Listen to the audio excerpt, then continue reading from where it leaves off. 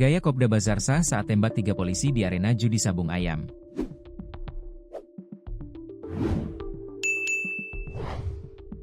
Terungkap gaya Kopda Bazarsah ketika melakukan penembakan terhadap 3 anggota polisi Waikanan, Lampung, saat penggerebekan arena judi sabung ayam.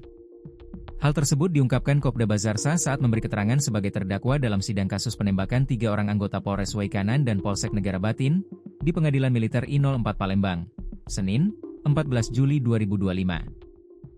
Diketahui, kasus penembakan terhadap 3 anggota polisi tersebut terjadi saat penggerebekan judi sabung ayam di Negara Batin, Waikanan, Senin, 17 Maret 2025, sore.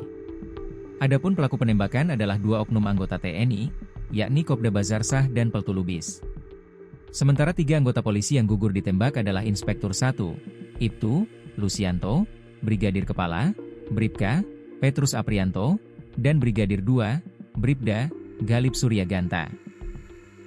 Bazarsah menceritakan detik-detik penembakan dan memperagakan bagaimana cara ia menembak 3 orang polisi yang menggerebek gelanggang judi sabung ayam dan dadu koprok. Pada saat menembak korban Bribtu Anumerta Galib, Kopda Bazarsah memperagakan posisinya menembak setengah berdiri. Pertama ketika menembak almarhum Petrus Aprianto, pada saat itu terdakwa Kopda Bazarsah sedang memasang taji ayam kemudian mendengar suara tembakan. Lalu ia bergerak mengambil senjata, dan melihat korban Petrus menuju ke arahnya. Saya lihat 1 orang di dekat mobil masih di jalan, mau mendekat.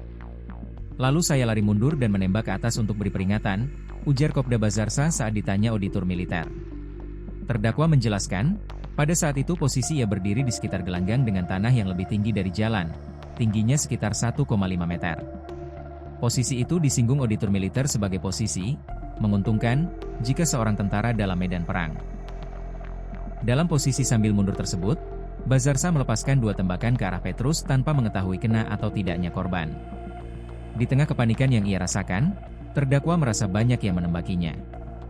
Dan dari arah samping ada yang menembaki, yang ternyata adalah Kapolsek Negara Batin, AKP Anumerta Lucianto.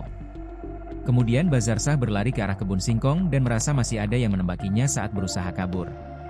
Di kebun tersebut karena tanah tidak rata, terdakwa jatuh sehingga senjata yang ia pegang terlepas. Pada saat itulah terdakwa menembak korban ketiga yaitu Galib dengan posisi hendak mau berdiri. Terdakwa melepaskan tembakan tersebut sebanyak 3 kali. Pas saya jatuh terguling sempat lepas senjata.